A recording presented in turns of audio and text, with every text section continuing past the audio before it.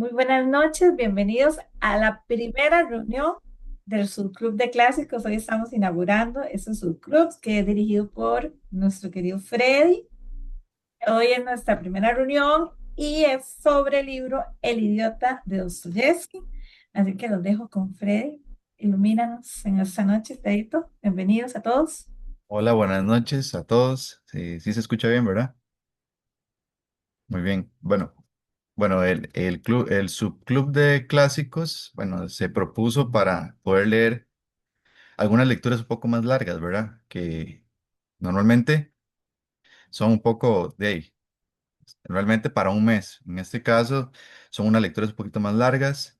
El primero que se escogió fue El idiota de Fyodor Dostoyevsky.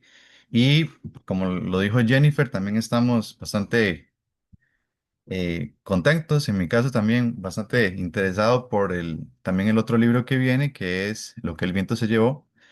Por todo, bueno, por el gran libro que es y también por la parte histórica que me encanta a mí de la guerra de secesión de Estados Unidos. Pero bueno, en este caso, para iniciar, tenemos a Dostoyevsky. Es un libro, y lo tengo acá, es un libro bastante largo, 700 y un poquito más de páginas. Entonces, bueno, Dostoyevsky, alguna vez lo hemos escuchado, por lo menos, bueno, en alguna reseña de libros o los famosos o los libros más famosos de este autor, ¿verdad? Como obviamente Crimen y Castigo, que es como el más clásico y la gran cumbre de rusa que es los hermanos Karamazov, ¿verdad? Y entonces, bueno, la idea era iniciar con un libro de Dostoyevsky. eh, Los hermanos Karamazov pues, es un libro muy grande, complejo, entonces igualmente tampoco El idiota es un libro fácil. Entonces vamos a iniciar con él. Bueno, El idiota es el libro que tenemos el día de hoy. Mucha gente, bueno, se va a sorprender, bueno, por el nombre, ¿verdad? O cómo se traduce el nombre. Pero bueno, también se dice que también se puede traducir como el príncipe idiota. Y bueno, hay otras formas también de mostrar el libro. Voy a compartir la pantalla y espero que, bueno, que esta reunión no sea solo, en mi caso, de hablar lo que yo quiero compartirles a ustedes sobre el libro, sino también una conversación un poco ya más en la parte de la vida, ¿verdad? Porque es un libro que nos llega como también a la vida, a nuestra vida cotidiana, ¿verdad? Habla sobre el bien y el mal, ¿verdad? Sobre ese tema tan interesante que es si ser bueno en un mundo un poco complicado podría ser un tonto, ¿verdad? Y los significados que puede tener la palabra idiota o tonto o todas estas obviamente todas esas palabras tienen un significado, una raíz y han cambiado durante el tiempo. Entonces voy a compartir y espero que no se pase mucho. Voy a, a poner un cronómetro porque no quiero llevar mucho, Sí. mucho tiempo, pero sí poder tener una conversación amena sobre el texto y empezar, ¿verdad? A introducirnos en Dostoyevsky, que casi siempre a la gente le da un poco de miedo entrar en este autor, ¿verdad?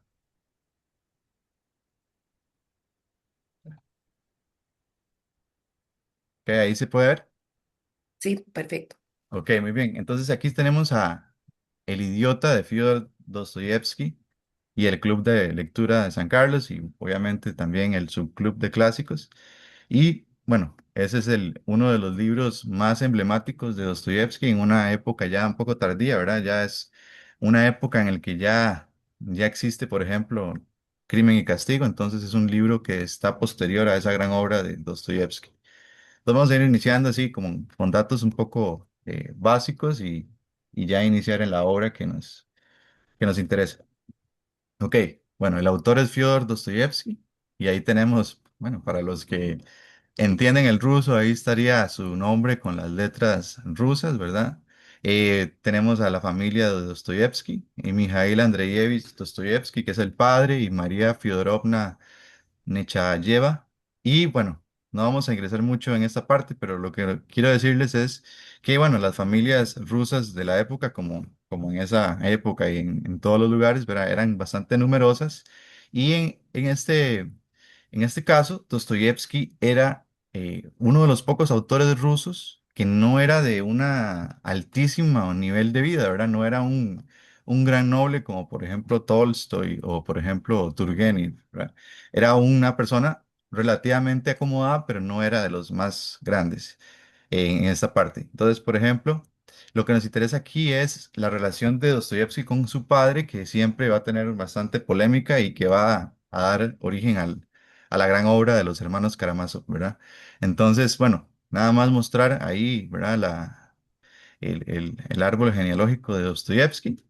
Ahí nada más. Y bueno, el famoso retrato que se le ha siempre, ¿verdad? Mostrado del autor, ¿verdad? Que, que en la mayor parte de su vida vivió, digamos, un poco, no en la pobreza, pero, ¿verdad? Nunca estuvo en la abundancia por algunas cosas que vamos a contar rápidamente.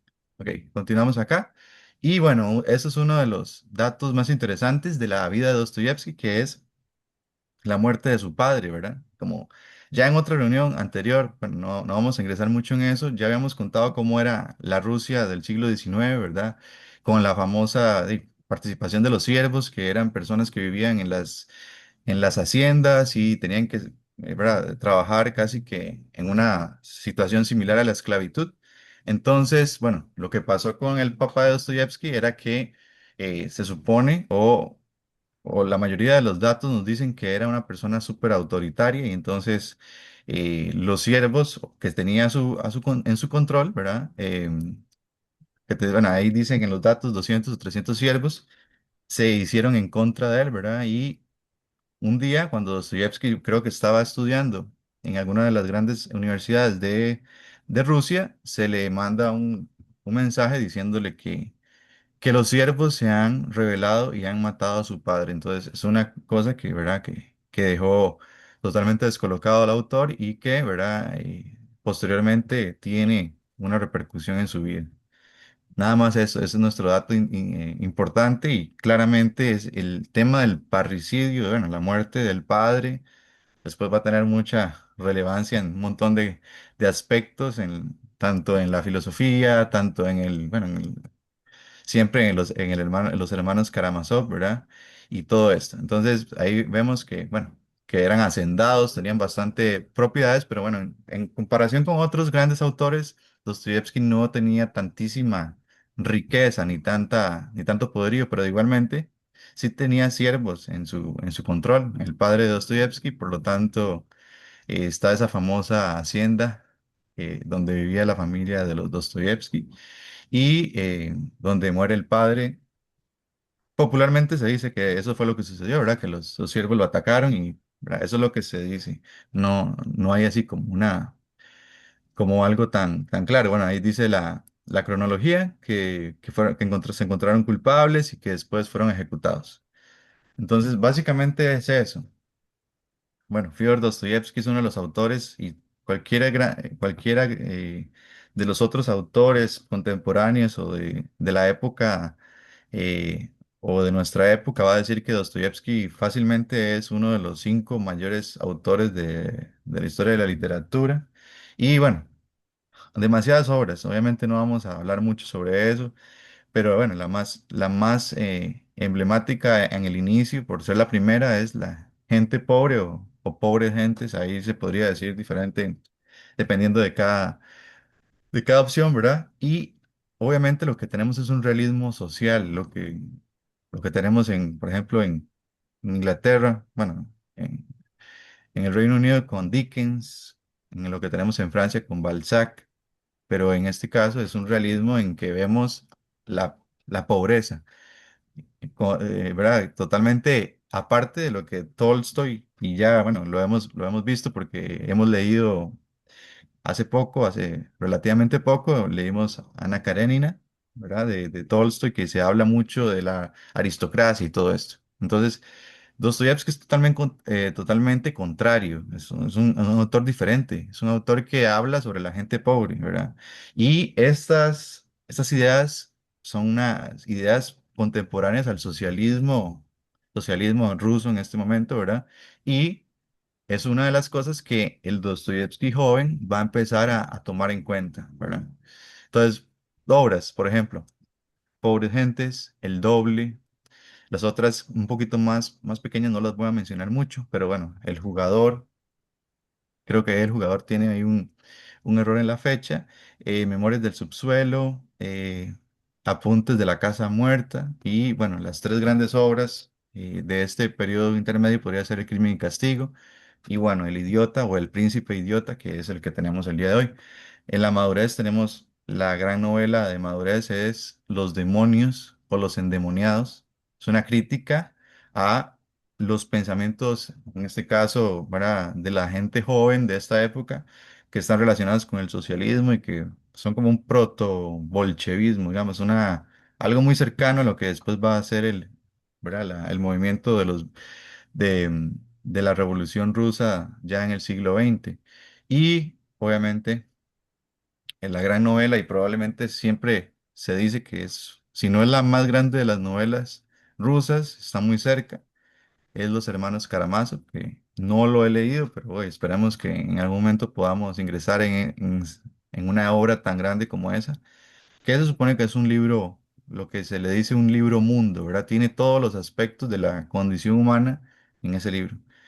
Ahorita lo que estoy leyendo es Los demonios o los endemoniados, ¿verdad? No tiene nada que ver con algo satánico o algo por el estilo, sino que es un grupo de personas que quieren hacer, ¿verdad? Que quieren hacer disturbios, que tienen las nuevas ideas de esta época y que Dostoyevsky, por alguna razón, que lo vamos a ver ahorita, cambia esa afinidad con el socialismo, con el nuevo mundo, con la nueva forma de organizar la sociedad y para la época de los demonios, ya todos los socialistas y toda la gente que está en contra del zar, que es el rey de Rusia, son gente endemoniada, ¿verdad? Y también, bueno, tiene que ver con otros aspectos ya más que no vamos a ingresar tantísimo, pero sí es una novela que estoy intentando entrar en ella y tiene mucho de esta parte social.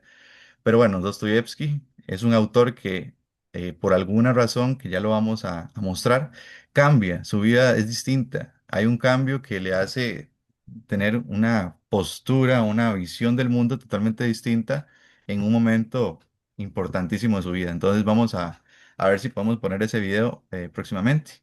El cambio en su vida de Dostoyevsky, ¿verdad? Y aquí podemos ver las imágenes así ya muy sencillas, ¿verdad?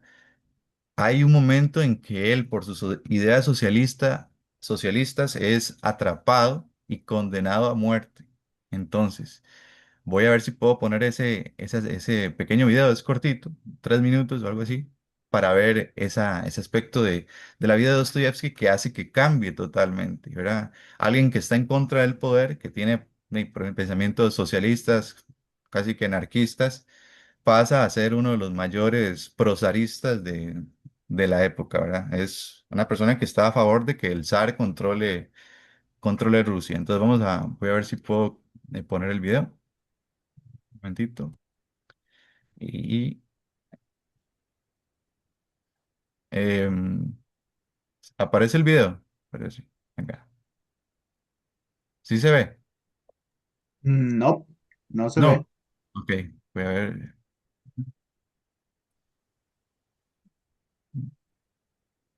Aquí. Ahí está. ¿Sí se ve ahora?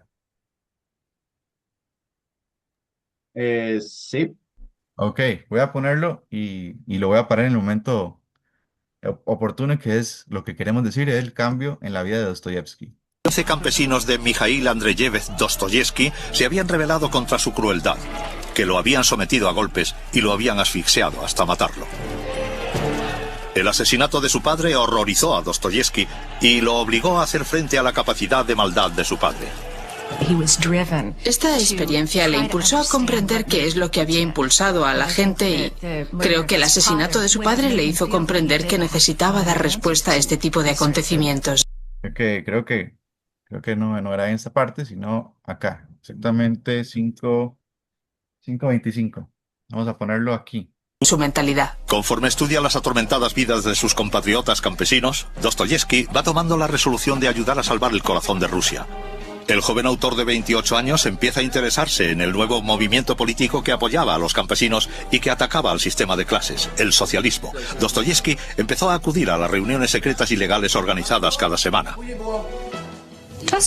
Dostoyevski se sintió atraído por el socialismo porque el socialismo propugnaba valores en los que creía Dostoyevski, como la igualdad ante los seres humanos. En la Rusia de aquellos días, era muy difícil mirar alrededor y no sublevarse de alguna forma. Se trataba de un grupo de personas que se reunían todos los viernes para hablar de ideas de las que se supone que no tenían que hablar. Le tocó vivir en una época de Rusia en la que las ideas quedaban sometidas a las del zar del momento, que gobernaba con un puño de acero y que no permitía la expresión de ideas. A primera hora del 23 de abril de 1849, la policía accede al apartamento de Dostoyevski y se lleva al escritor a la fortaleza inmunda de Peter y Paul, donde fue encarcelado junto con 20 compañeros socialistas. Tras permanecer casi 8 meses encarcelado, de repente una mañana es trasladado junto con sus compañeros a una plaza pública. Convocaron a los condenados y a un escuadrón en la plaza Smirnov. Dostoyevski y los demás prisioneros se preparan para ser ejecutados. Los 3 primeros prisioneros se preparan para la muerte mientras Dostoyevski lo ve todo desde un lado, consciente de que él será el siguiente en morir. En 1849, mientras el sol se levanta sobre San Petersburgo, un grupo de prisioneros socialistas esperan el momento de su ejecución. Uno de ellos es Fyodor Dostoyevski, de 28 años. Los soldados se posicionan delante de ellos con sus rifles y reciben la orden de levantar las armas. Dostoyevski se da cuenta de que el siguiente en ser ejecutado será él. Los soldados se preparan para matar a los 3 primeros condenados mientras Dostoyevski observa la escena horrorizado. Dostoyevski pensó, dentro de unos momentos nos reuniremos con Cristo. Pero justo en el momento en que Dostoyevski está a punto de ser ejecutado, un mensajero entra en la plaza y anuncia algo sorprendente. La vida de los prisioneros es perdonada. En el último momento posible, el ayudante del zar dice: efectivamente, no era más que una broma. Dostoyevski había estado a un paso de la muerte. Esta era la forma que tenía el zar de infundir a estos hombres el miedo de Dios. Aquel momento fue un punto de inflexión. Dostoyevski experimentó la sensación de estar a un instante de la propia muerte, la sensación de mirar de frente al abismo. Inmediatamente después de regresar a su celda, escribió una carta a su hermano. Ahora echo la vista hacia atrás y pienso en todo el tiempo que he desperdiciado. A partir de ahora cambiaré mi vida. Naceré bajo una nueva forma.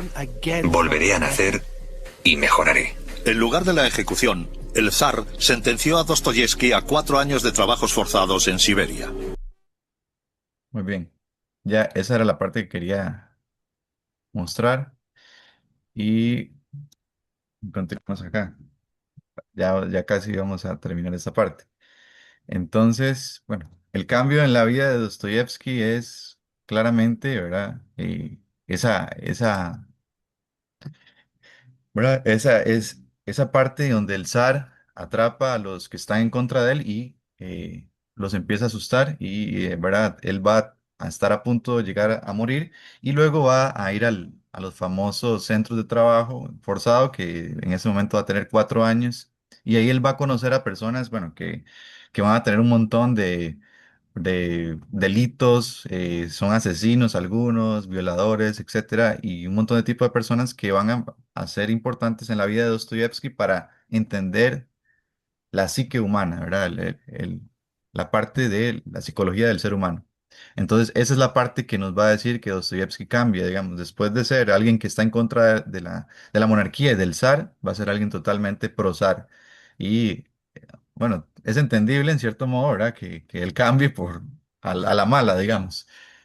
Y bueno, el proceso creativo de la obra del idiota, El idiota, ¿verdad? Nada más, ¿qué podemos decir? Fue una de las obras de Dostoyevski que menos él preparó, se dice que, por ejemplo, en Crimen y Castigo la rehizo muchas veces, la estuvo revisando muchas veces. Por ejemplo, en Crimen y Castigo había una parte que él, ¿verdad? La tituló como Los Borrachos, y la otra parte que sí era como la historia de un crimen, y luego las unió y la revisó muchísimas veces. En este caso, la novela El Idiota no hizo eso, sino que fue un poquito más,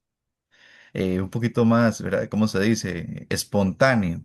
De igual manera, ¿verdad? Es una historia que nace por esa premisa cristiana que tiene Dostoyevsky de pensar qué pasaría si Jesucristo, cuando vuelva, viniera a un mundo como el que tenemos, ¿verdad? Que es un mundo oscuro, con bastante crueldad, con maldad.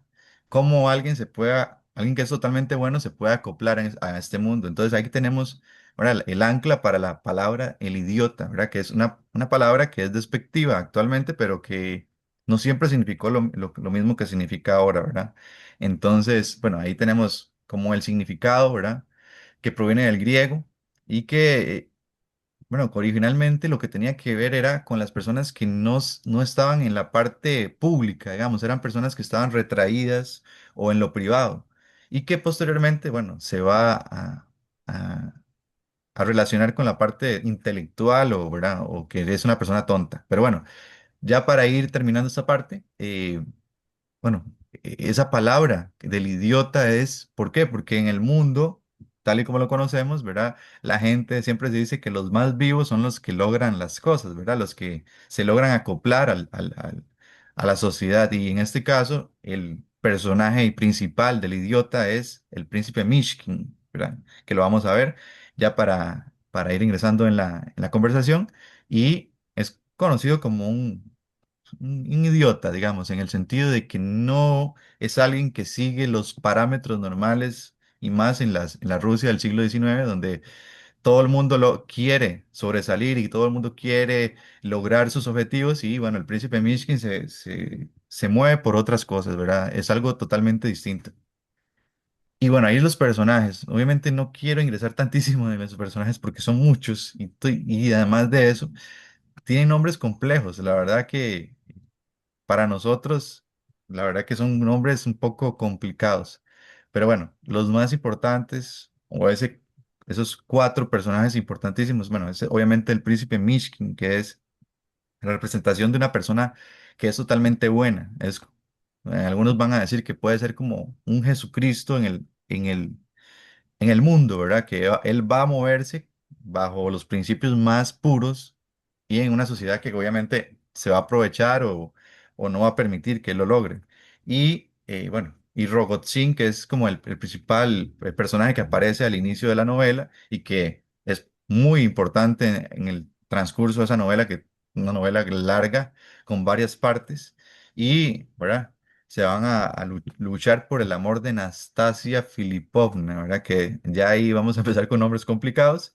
Y Aglaya, que también es una de las que va a estar allá en ese momento, ¿verdad? Entonces, son personajes, como les digo, bastantes personajes.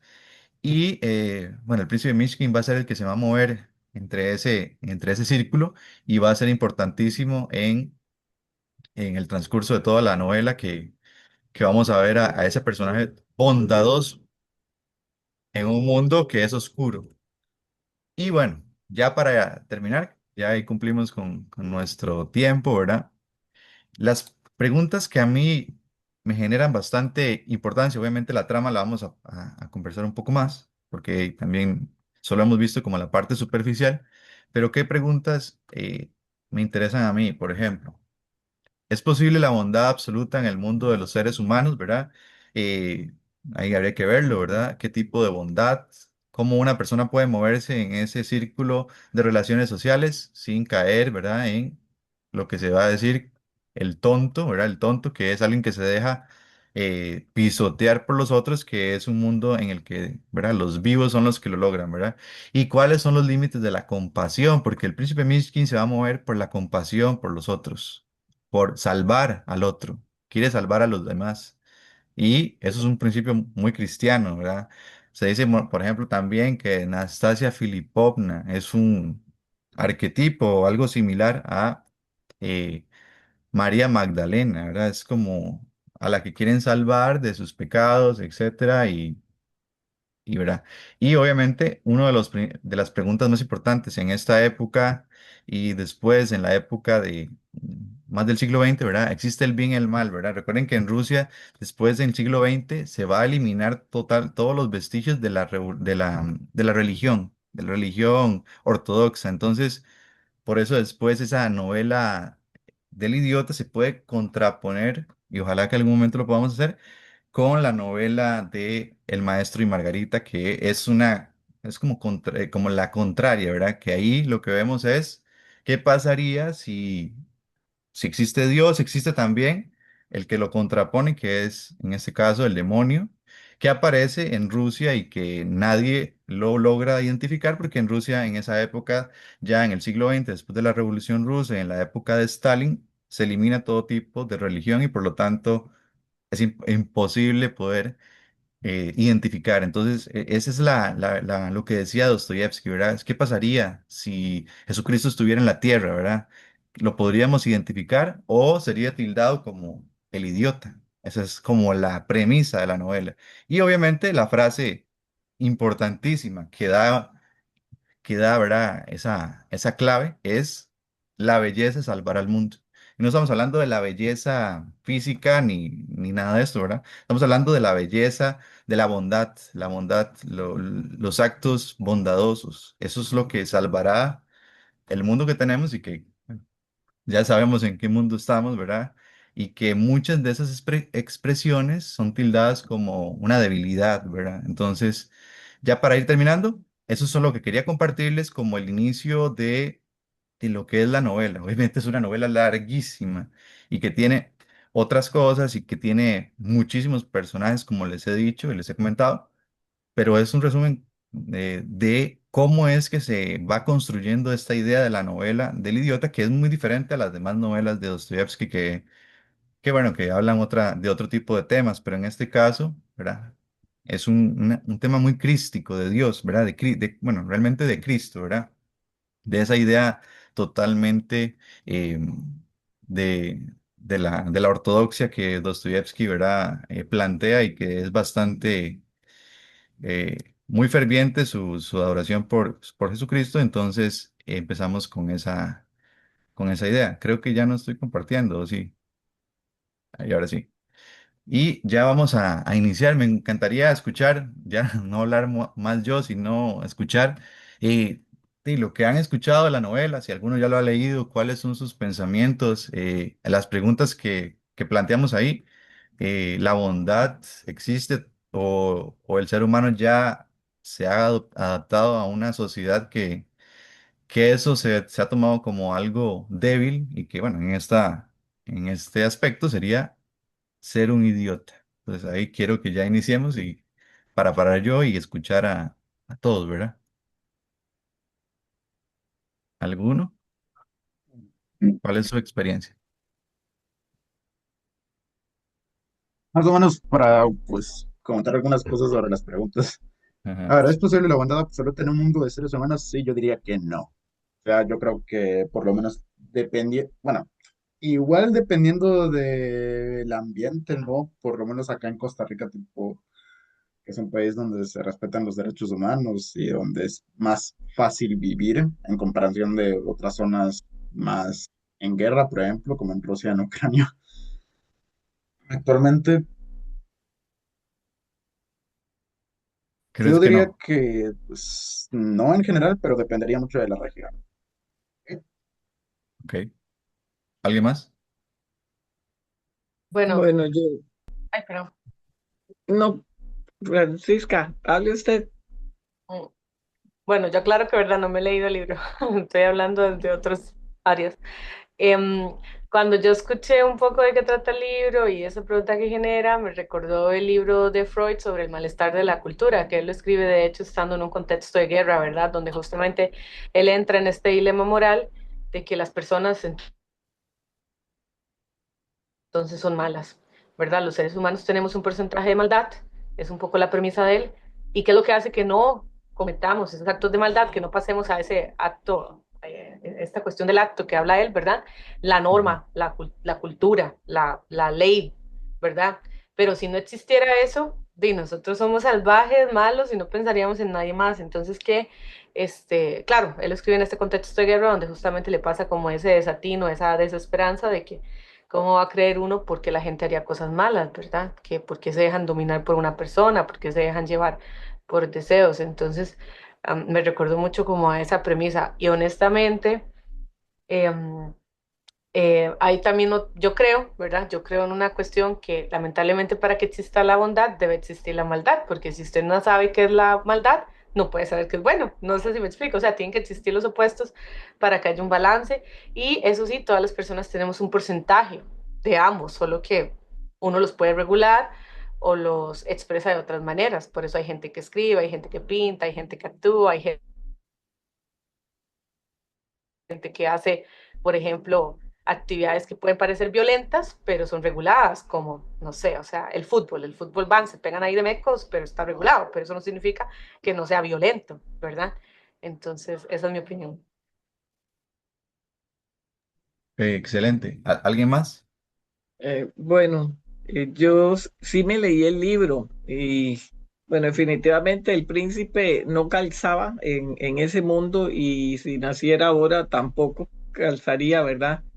Tan fácil porque de los seres humanos en general somos muy calculadores, ¿verdad? Entonces, pues podemos hacer tal vez un favor y medir si la persona me puede devolver algo a cambio o, ¿verdad? Cuesta esa bondad absoluta, sin ningún interés, cuesta.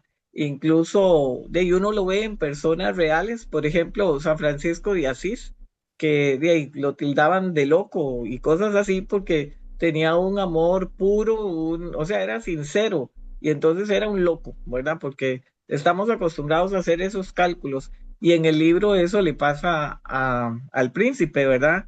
Él no tenía maldad en su corazón. El hecho de haber estado internado tantos años en Suiza, ¿verdad? Por su condición de epilepsia, como que era como un niño de corazón muy puro y entonces ya llega a la sociedad rusa donde todo el mundo es calculador en la política, en lo social, en lo sexual, en todo, ¿verdad? Entonces él tenía ese defecto, por decirlo así, de que era sincero, de que veía a las personas íntegras, ¿verdad? O sea, no tenía prejuicios sobre ellas, incluso no le creían como Natasha cuando la conoció, ella nunca creyó que él, ¿verdad? La viera, por decirlo así, con buenos ojos, porque todo el mundo la había señalado siempre a ella, ¿verdad? Por su pasado. Entonces, es difícil, digamos, en este mundo tener una bondad sincera, absoluta, sin que el mundo tilde a la gente de loco, de tonto, no sé. Incluso hay gente que dice, bueno, qué tonto, pagó todos los impuestos, o qué tonto, no hizo trampa en un juego que podía haber hecho trampa, cosas así, ¿verdad? Se ve más listo el que hace trampa o, ¿verdad? Entonces cuesta en realidad tener esa bondad absoluta. Lucho. Bueno, bueno, primero que nada es un libro, sí, bastante extenso, pero muy rico. Yo creo que no alcanza uno toda una noche escuchando a Freddy para que le cuente a uno todos los detalles de cómo estuvo, de cómo se generó, ¿verdad? Esa obra por parte de Dostoyevsky.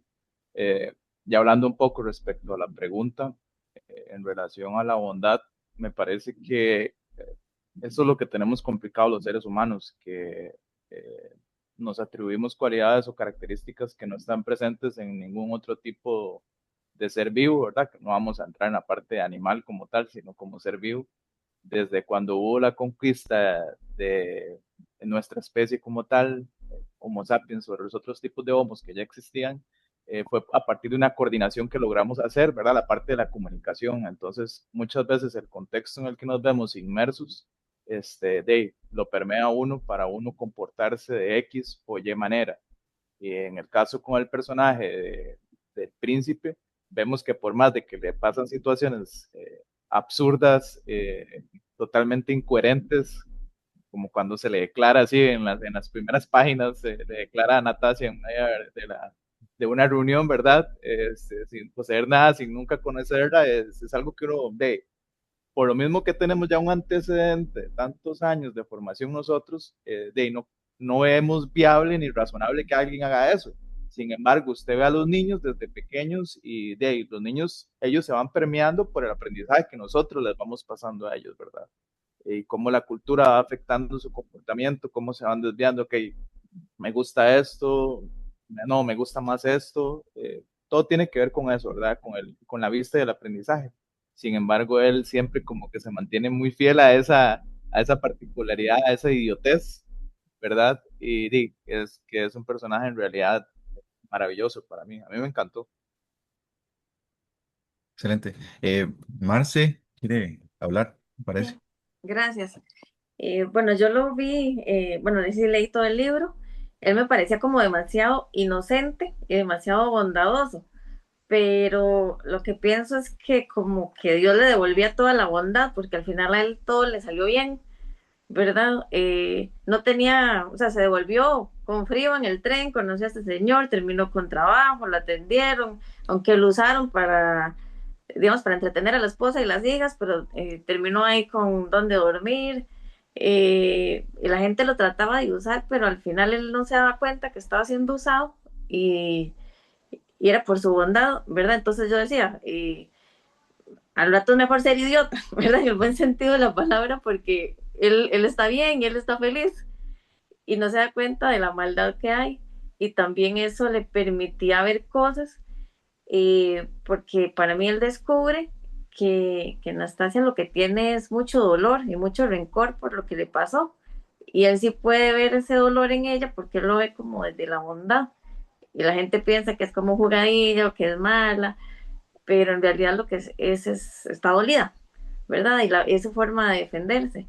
Entonces creo que ese corazón lo permite ver otras cosas, comprender la gente, y la gente tal vez se siente comprendida, pero la sociedad los arrastra hacia ese lado de la sociedad que no me vean como un idiota y no se dejan ir al otro lado que tal vez es más feliz.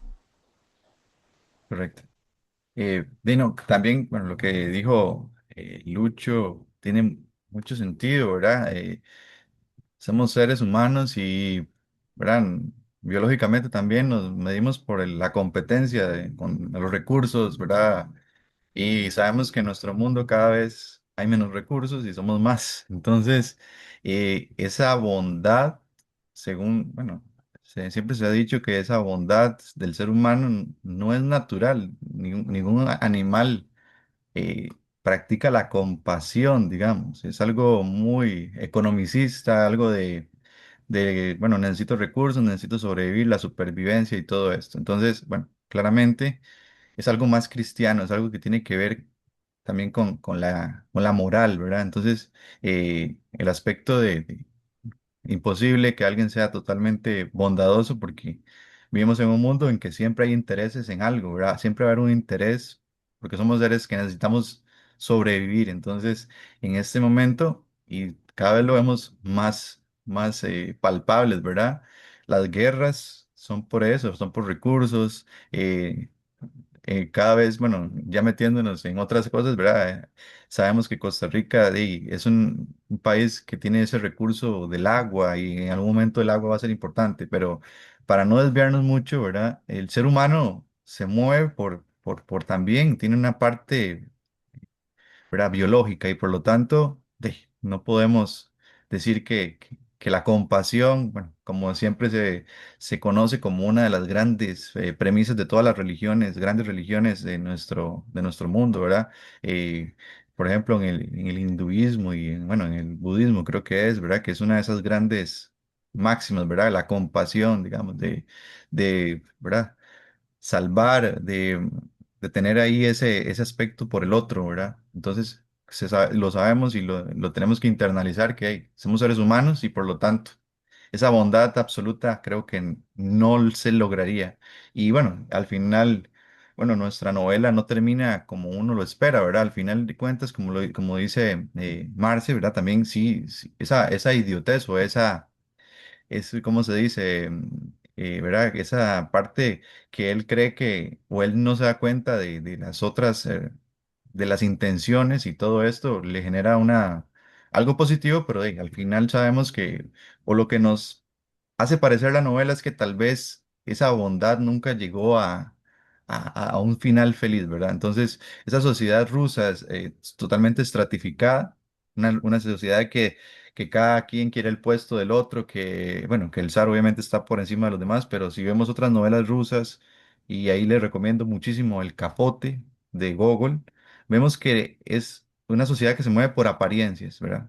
El que tiene más es el que tiene, ¿verdad? El que llama la atención y que, por ejemplo, en El Capote se ve muy fácilmente. El personaje se compra un traje nuevo, en este caso un abrigo, y es aceptado por la sociedad, pero antes de tenerlo ya no era una persona aceptada. Entonces las apariencias tienen mucha importancia. Entonces, uno ser como el príncipe Mishkin, que es totalmente, ¿verdad? Es totalmente manipulable en cierto modo, no es algo positivo y ya lo vimos que era tachado. Ahí, Sara, para que comentemos.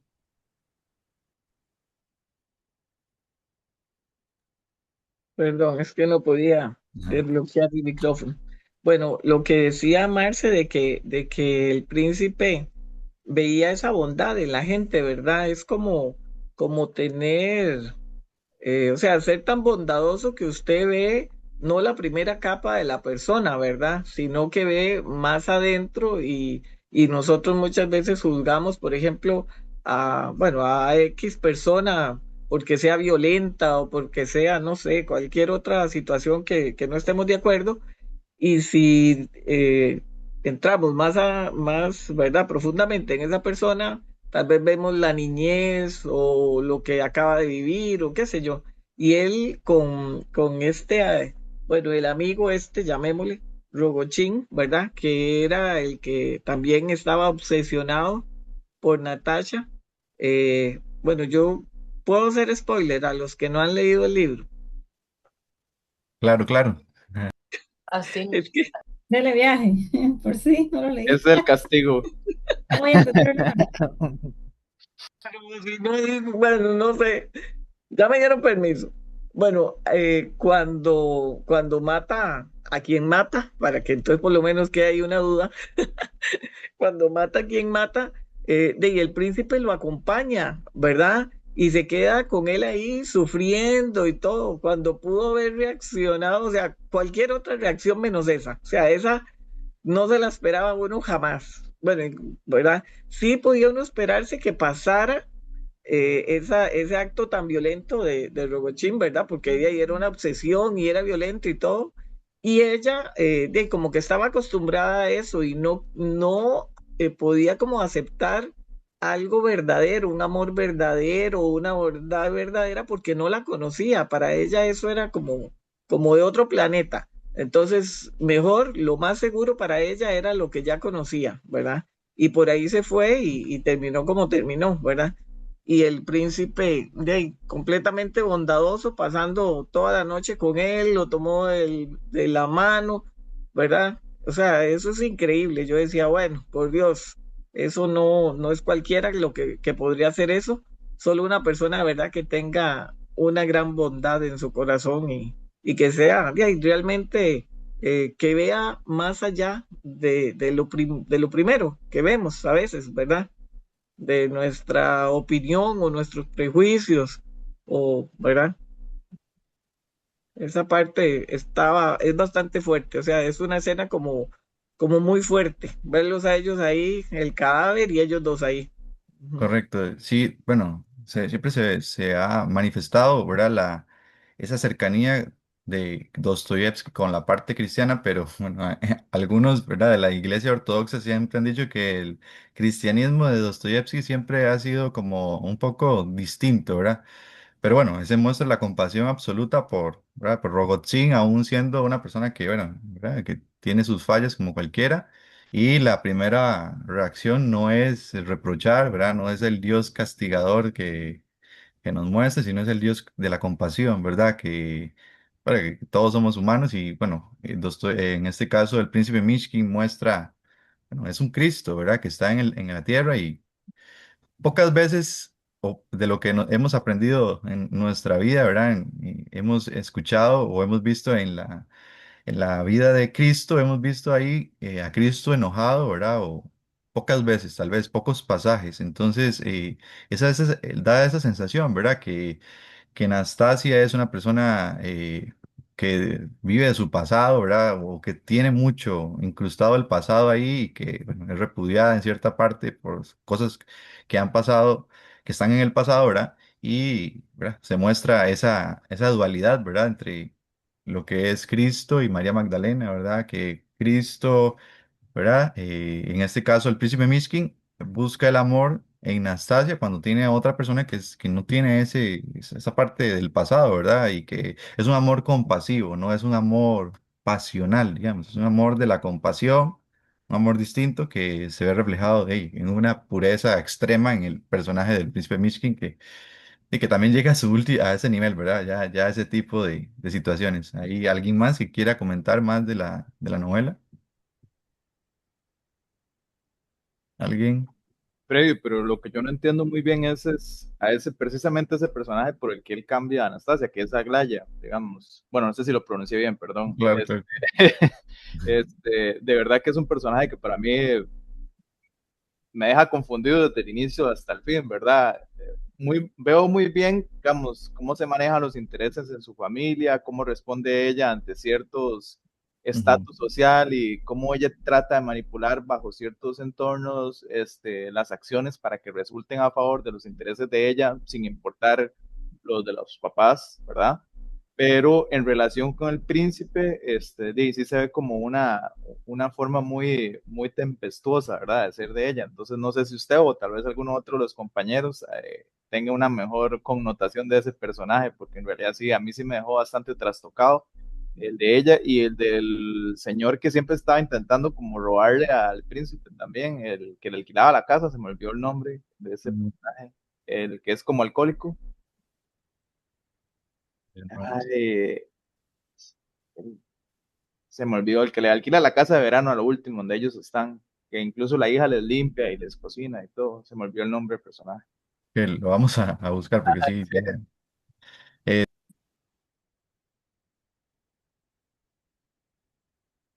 ¿Hablo, Freddy? sí, sí, Sí, ok, ok. No, a mí el personaje de Aglaya tampoco me gusta, o sea, como que incomoda ahí, porque ella es interesada, en realidad, digamos, el príncipe lo aceptaban más, bueno, por su título, tenía cierto dinero, ¿verdad? Bueno, más cuando le dijeron que iba a recibir una herencia ahí, todo el mundo se hizo amiguísimo de él y bueno, todo lo que pasó, ¿verdad? Entonces, era un idiota, pero como aceptable, no era tan feo, o sea, tenía ciertas cualidades, entonces como que por ahí ella decía, ay, sí, me sirve un marido así, ¿verdad? Ella podía seguramente llevar una vida muy fácil, llamémoslo así, porque le hubiera podido engañar, no estoy hablando de ser infiel, pero sí engañar en otras cosas, y ¿verdad? Entonces era como muy calculado, pienso yo, entonces no, era más como a conveniencia. Se supone que ella sí estaba enamorada de él, pero no sé, a mí no me sonaba eso como amor. Podía ser enamoramiento, pero amor no. Y la familia de ella también, digamos, en el momento en que él le dio un ataque de epilepsia en público, eso fue algo terrible para esa familia y ya como que cortaron con él porque ellos sabían que era epiléptico y que era y todo, pero de lejitos. Pero ya cuando lo vieron en vivo y a todo color, ya dijeron, ah, no, esto es feo, o sea, esto no nos gusta, o sea, me imagino cuidar a una persona así, que le pase eso en una fiesta, en una actividad, que otros lo vean, de ya no, ya se alejaron. Y a veces a uno le pasa que es fácil, digamos, recoger un poquito de ropa, trastes viejos y llevarlos a algún lugar para que los entreguen. Pero ir a visitar a una familia y entregarlo y comer con ellos, compartir con ellos, poca gente, porque es incómodo. Ya usted empieza a ver cosas y tal vez no se siente tan cómodo. Entonces algo así pienso yo que fue lo de la epilepsia. Para ellos no fue cómodo. Y entonces ya el príncipe no dejó de ser tan atractivo. Entonces a mí también al ya no me hace gracia. Y no sé. correcto. pero no es Entonces, así como muy, muy amiga mía, no. Sara. sí, bueno, también tenemos que acordarnos, ¿verdad? Que todos estos matrimonios también tenían ese aspecto de la famosa dote y bueno, de eso, de que cuánto le iban a dar por. Pues ya eso lo hemos visto y bueno, hasta en Costa Rica en algún momento pasó algo parecido, ¿verdad? Digamos, los matrimonios se arreglaban y todo eso. Entonces esa parte ¿verdad? Del amor, así como que amor, tal vez como que no exista de manera tan grande. Obviamente sí existía un amor así más pasional, un poco enfermizo de la parte de Robotzin, ¿verdad? Que sí sentía un amor distinto o si no sé si se llama amor, pero eso. Y bueno, que nos lleva a lo que termina la novela, ¿verdad? Que es Los, li- ese los libros desenlace. cuentan como dote, Freddy, porque eso sería lo único en la Hombre, actualidad. habría que venderlos. Para Habría todos que ver. nosotros es una gran dote eso. Puede ser una buena nota en el Voy a futuro, entregar pero a mi hija como biblioteca entera. sí es una buena dote. Ok. Y otra cosa, Freddy, no sé si sea solo mi percepción, pero también la velocidad con la que se desarrollan los eventos en la novela, en la primera etapa va muy rápido, luego viene como un intermedio que a mí se me hizo un toque largo, la verdad, y eso que yo la llevaba aquí, la novela, ¿verdad? Porque yo decía, no, no, hay que darle a esas 800 páginas, no podemos parar. Ujú. Y no sé si es algo propio del autor, porque ya lo último, en la última parte se hace muy vertiginoso todo cuando están ya en el otro pueblo. Y de hecho, esa escena que describió Sara, donde da el ataque epiléptico, es mi escena favorita. Digamos, yo me lo imagino ahí en un caos, ya el hombre sudando y poniéndose rojo, donde está a punto de huir, ¿verdad? De todo lo que está conteniendo él, de todos sus ideales enfrente de toda esa gente, ¿verdad? De estatus social alto y él conteniéndose para decir, ¿verdad? Lo que en realidad sentía, porque él y no veía tal vez como ese cuestionamiento a lo que él pensaba, que por qué las personas tenían que ser medidas por lo que tenían y no por lo que eran en realidad, ¿verdad? Porque, por ejemplo, él con Gania, él siempre lo vio como una persona que era sincera, que era directa, a pesar de que el otro tenía, ¿verdad?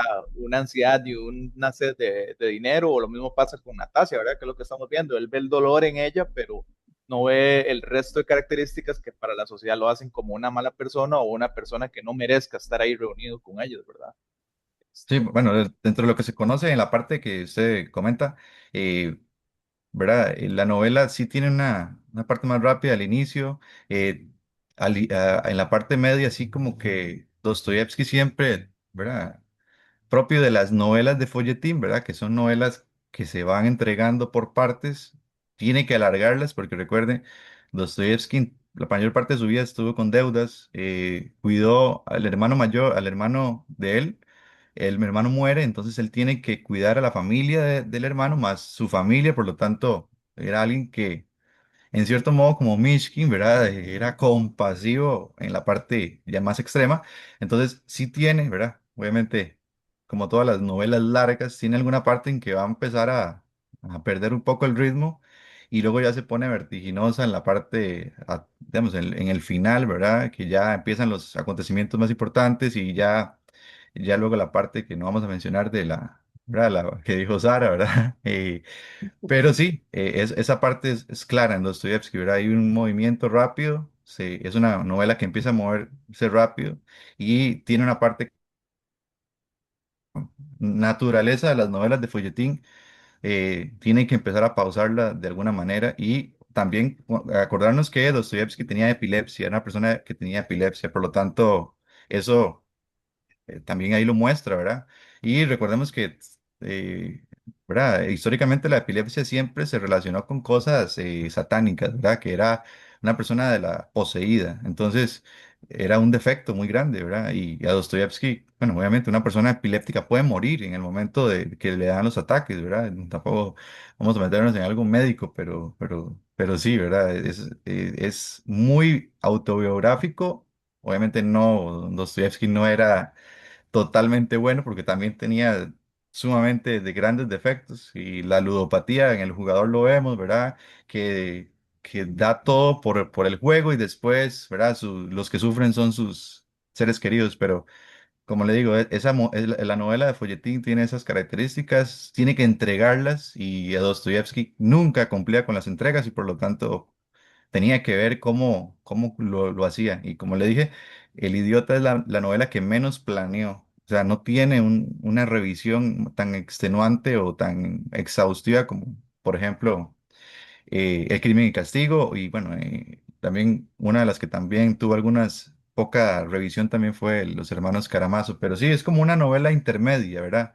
Están en medio de los demonios y después poquito después de Crimen y Castigo, es como algo experimental, ¿verdad? Un personaje distinto, un personaje que incomoda un poco, que, ¿verdad? Que muestra una naturaleza distinta y que, bueno, la sociedad rusa no está acostumbrada. Y Dostoyevsky siempre fue alguien que era, ¿verdad? Una persona que incomodaba a las clases altas. Bueno, las clases altas nunca aceptaron que Crimen y Castigo se tomara como una novela importante porque narra un asesinato y para la gran aristocracia esos asesinatos era algo sumamente, ¿verdad? ¿Verdad? Son temas bastante oscuros, bastante, hay hasta depravación en medio de esos temas que toca Dostoyevsky, entonces fue un personaje sumamente polémico y como le digo, vivía de escribir, ¿verdad? Vivía de cada una de las páginas que escribía, entonces por eso ya al final de su vida o en la parte media de su vida son grandes libros en extensión, ¿verdad? Y ya, si nos metemos en los hermanos Karamazov, más de 1000 páginas y un poco, ¿verdad? Y bueno, todo, es algo muy propio del siglo XIX, y, ¿verdad? Son novelas que salen cada cierto tiempo, las partes, y después ya se empiezan a acoplar en un solo cuerpo, ¿verdad? Entonces sí, obviamente, ¿verdad? Toda, toda historia tiene como un tipo, ¿verdad? De parte que es bastante climática, otra parte que ya es un poco más tranquila y que en algún momento tiene un desenlace, ¿verdad? La típica novela del siglo XIX, ¿verdad? Que tiene un inicio, un desarrollo y un final con algunas de esos matices, pero, ¿verdad? Tiene que tener toda rueda de la fortuna, ese momento tan rápido, tiene que tener una parte para descansar, para que el lector descanse un poco bueno, algunos dirían el relleno, pero es propio de la novela del siglo XIX, ¿verdad? Que son demasiado largas. Por ejemplo, Los Sí, Miserables, que ya lo uf, hemos visto, podría tener algunas partes que se lo pudieron extraer para dejarla un poco más corta, pero esa es la característica propia de las novelas del siglo XIX. Y ya Sí. vamos a escuchar a Jennifer porque ya bueno, también vamos a ver si alguien quiere decir algo más y Jennifer para que nos vaya cerrando la conversación porque ya estamos a las 8, ¿verdad? No, yo tenía nada más una no sé si duda o sugerencia, tal vez para usted que lo conoce más al autor, porque al menos yo, que llevo ya 3 libros de él, yo empecé con Noches Blancas y la verdad no me gustó. Lo sentí súper lento, no me gustó. En cambio, Crimen y Castigo y este es súper más entretenido. No sé si es mi mente retorcida que lo hace ver más afín, ¿verdad? Con mis cualidades, pero sí, no sé si tal vez haya como, tal vez yo creo que lo hemos hablado un poco, no sé, creo que fue con usted, como una guía de cómo empezar a leer este autor o por dónde entrarle, cuál sería una obra con la cual sería bueno comenzar para no empezar de una vez con los hermanos Karamazov, por ejemplo, o empezar con El Idiota, que ya son obras un poco largas y que traen mucho contexto, ¿verdad? Sí, no, sí, probablemente la obra más sencilla en la parte, ¿verdad? Es Noches Blancas, ¿verdad? Que es esa historia que todo el mundo ha conocido, ¿verdad? Que no, que desamor y todas las cosas, ¿verdad? El doble, muy cortita, son novelas cortas, es un Dostoyevsky menos profundo, pero ya digamos, los hermanos Karamazov, obviamente no he ingresado en él, pero ya son palabras mayores y Los demonios que lo estoy empezando a leer. Es una novela bastante histórica, porque está basado en un hecho que pasó en Rusia, ¿verdad? Un asesinato y por lo tanto esa idea de los jóvenes que están en el socialismo y todo esto. Entonces, obviamente, Dostoyevsky bueno, es un autor que hasta Borges decía, la vida del lector se separa entre el momento en que lee Dostoyevsky y cuando no lo ha leído, ¿verdad? Porque es un autor que cambia. Y bueno, si alguien ha leído Crimen y Castigo, la atmósfera de la novela es deprimente y un poco tóxica, ¿verdad? Es un momento que usted tiene un sentimiento de que el personaje que estamos viendo lleva un aura oscura y podemos hasta sentir la sensación de la ciudad, de cómo se mueve eso. Entonces, obviamente, Crimen y Castigo fue la novela que cambió todo, porque cuando, como le digo, Dostoyevsky muestra esta ciudad, ¿verdad? Los ricos decían que eso no era verdad, que eso no pasaba, ¿verdad? Que así no vivían los pobres, que no era tan cruel la vida, pero realmente sí es cruel y bueno, ¿verdad? Es como el inicio de esa revolución que va a salir en Rusia o va a aparecer en Rusia en el siglo XX, porque las personas desposeídas van a empezar a mostrar cómo se vive de verdad en la parte baja. Y Tolstoy, ¿verdad? Obviamente totalmente opuesto, solo habla de la aristocracia. Y bueno, y en el caso de Turgenev también, ¿verdad? Esos son tres grandes autores, pero Dostoyevsky siempre, ¿verdad? Era diferente. Es el que siempre dijo que lo que él quería hacer era encontrar, ¿verdad?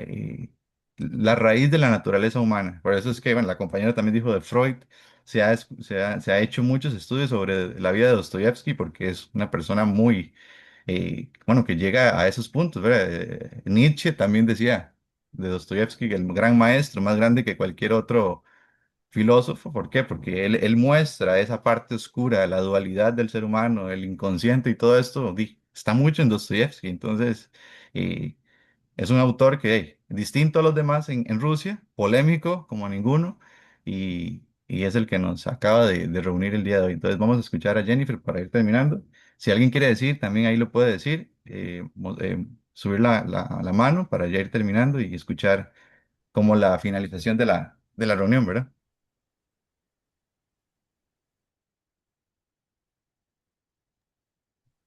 ¿Ya nadie más va a hacer algún aporte o algún Ah, cierre que quiera hacer? Santiago no está. Ahí está. Sí, acá estoy, Ok. solo que nada más escuchando. De momento nada. Total, yo no la pude completar, solo llegué hasta la fiesta de Cambia nada más. Tranquilidad, tranquilidad. Tal vez le dé Este, más curiosidad para leerla. sí, sí, sí. No, de hecho sí, De- planeo terminar, ¿no? Vale, las Este, gracias a Freddy por preparar esas. Sí, Freddy, de verdad. Sí, eso Eh, iba a decir yo. Es Muchas lo que quería gracias. decir. Gracias, Freddy. Lindísima la explicación. Aprendimos un montón. Muchas Yo gracias, sí, muchas aprendí un gracias. A montón, de ustedes. verdad. a mí Freddy me presentó a Fiodor, o sea, yo no lo conocía, él fue el que me lo presentó. Y esta reunión, digamos, las filminas, lo de la biografía de él, habernos puesto ese video de la parte que es tan significativa, porque yo no me quiero, bueno, ni imaginar qué es sentir que uno va a morir dentro de 5 minutos y, ¿verdad?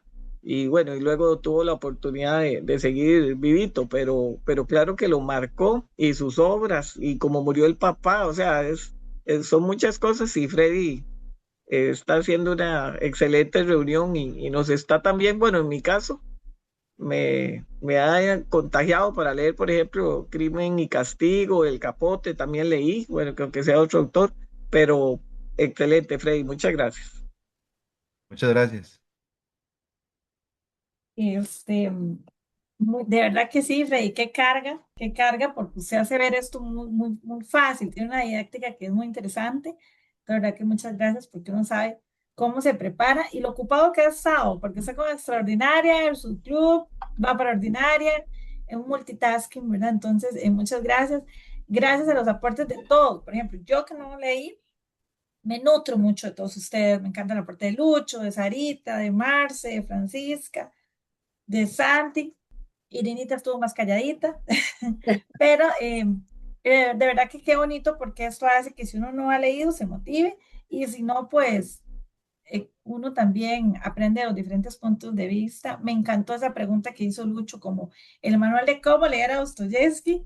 Este, genial, porque es un autor que puede ser duro entrarle, ¿verdad? Que si usted no le entra por el lado suavecito, puede que no. Entonces, a mí me gustó Crimen y Castigo. Me deprimí un poco ahí, pero todo bien. concentré, Es lo leí parte con es centralina, parte, es la parte que tenemos que aceptar de cómo es. pero bueno, es parte de exactamente, entonces, es genial. Así que, Freddy, muchas gracias. Con esto queda oficialmente inaugurado su club de clásicos. Y ahora en adelante vamos con lo que es lo que el viento se llevó, que está para el lunes 7 de septiembre, ¿era, Sarita? Lunes 7 de septiembre. Es Ujú. que Freddy es el coordinador del subclub, pero Sarita es la coorganizadora, secretaria, En serio, tesorera, no todo ella. sabía, no sabía. Entonces, No, Ese Sarita hace libro me todo, Sarita encanta, hace a mí todo. me encanta ese libro. está embarcada, 7 de septiembre.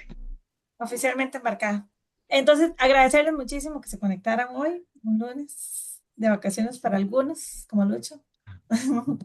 Yo Así también que, me alegro porque en las reuniones que son virtuales los viernes a mí me chocan con algo que ah, tengo, sí, nunca me voy a poder conectar porque es el cuarto lunes de el cuarto viernes de cada mes.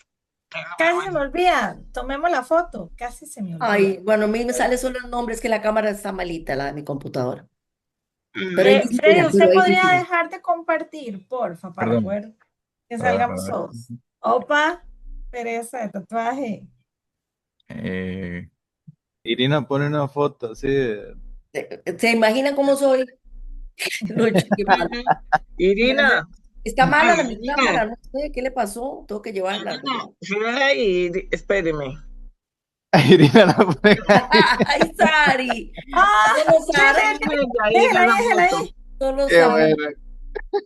Freddy, ya pudo. Por eso te quiero tanto, no Sari. sé, no sé cómo es que se quita. Ah, eh, Si no sabe para ver qué le hago. Creo que abajo, Freddy, donde dice compartir, ajá. ahí ya. Irina, perdón. Ay, quítelo. Él no se queda leyendo el libro, él no. Listos. Ay, cabrón, no.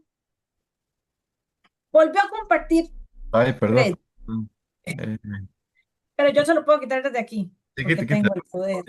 El mando. Cuando inicie ya no puedo parar. Peligrosa, Jennifer. Dios mío, hoy ando tan esa leña, pero bueno, va a ser bien. Y se ríe el infeliz. Ok, va. Es que creo que hay mucho brillo, ¿verdad? Ay, No, hágale un toquecito Ándale, para atrás. Hágale un toquecito para atrás, Ari. Ahí, ahí, Sí. ahí. ¿Cómo? Excelente. Qué manera, Irina, ahora sí. qué manera, yo paseando. Ahí vamos. Uno, dos, y ya. ¡Ay, qué lindo! Nos vemos. Listos, estamos. Fíjense que Freddy, Guapos. nada más para Freddy, comentarles. No, sí, Lucho, sí. si tienes ahí una recomendación para la edición en físico del siguiente libro, tal vez que la puedas pasar ahí al chat, se lo Sí, bueno, agradecemos. de lo del viento se llevó, hay pocas ediciones que conozco, ¿verdad? Tengo una que me costó mucho conseguirla, vienen dos tomos, muy complicada, y la otra es como también complicada, entonces pienso que podemos utilizar la parte electrónica, ¿verdad? Eso funciona muy bien. También, bueno, aparte de eso, ¿verdad? Incentivarlos a leer también mientras agonizo, ¿verdad? Es una novela muy diferente, Ujú. es interesante y también es, ¿verdad? Es parte de, de las extraordinarias, creo que se dicen, ¿verdad? Y Extraordinario. Faulkner es de los mejores autores que he leído, ¿verdad? Y que influyen a los demás del boom latinoamericano y Ya está en casi que todo, cola. ¿verdad? Entonces, es una novela un poco distinta, es Sí. un autor dificilísimo, la verdad, es un muy difícil leer, por ejemplo, Rudy Fury es una novela de las más difíciles que yo he leído y que todavía no puedo entender muchas partes, pero mientras agonizo es más asequible. Y bueno, en la parte de esto, ¿verdad? Entrar en lo que el viento se llevó y en algún momento, ¿verdad? Ya en las vacaciones, cuando tengamos un poquito más de libertad, empezar con Guerra y Paz, que es la parte social. Entonces, para ya nada más dejar ahí en claro eso. También entre medio de eso, también lo del curioso caso de Benjamin Button, que es una novelita cortita también, que es interesante. Y El color púrpura, que es lo que queremos también, que son novelas como muy Buenísimo. históricas, tiene todo mucho de la historia estadounidense y ahora que Estados Unidos tiene tanto protagonismo, es importante también conocer un poco de cómo funciona Muy ¿verdad? buena. Ese país. Entonces, vamos Y, a tratar y de en entregar. segundo semestre también tenemos una extraordinaria a cargo de Lucho, algo Excelente, de la sí. Leona. Ese ¿Cuál me es? interesa mucho, me interesa mucho. Sí, a Suena mí muy... también. Yo proponiendo autores que no conozco, esa es mi especialidad. Se Mucho, por oye, Dios. se oye Se ve interesantísimo. interesante, se Se ve oye interesante. Sí, súper hay interesante. que probar. Súper, súper. Excelente. Bueno, chicos, buenas noches. Muchas gracias a Gracias, todos. chiquillos. Buenas noches. Vean, ahí está. Hasta luego, buenas noches. Ahí está Santiago, ¿verdad? Sí. Santiago, Ah, yo lo le del quería. libro, sí, ¿Le interesa? Es que yo pensé que usted tal vez creía que era una estafa y por eso no me contesta. no, es que estaba muy ocupado. Bueno, pero entonces sí lo leyó. Es que no, yo dije, no, seguro cree que es una estafa. ¿Quién le va a Pero regalar ¿cómo unos libros? usted me tiene a Sarita en visto? ¿Qué le pasa, Santiago? Yo no sé, Tenía demasiadas cosas. con Sarita, no. A No, pero nosotros sí. Tenía- le contacta uno por primera vez en la vida para decirle, tengo un libro para regalarle. Digo, estafa. A Y mí entonces me va ¿Qué? metido, seguro. fácilmente caería en esa estafa yo. Yo caería. ¿Cómo me pueden secuestrar o estafar?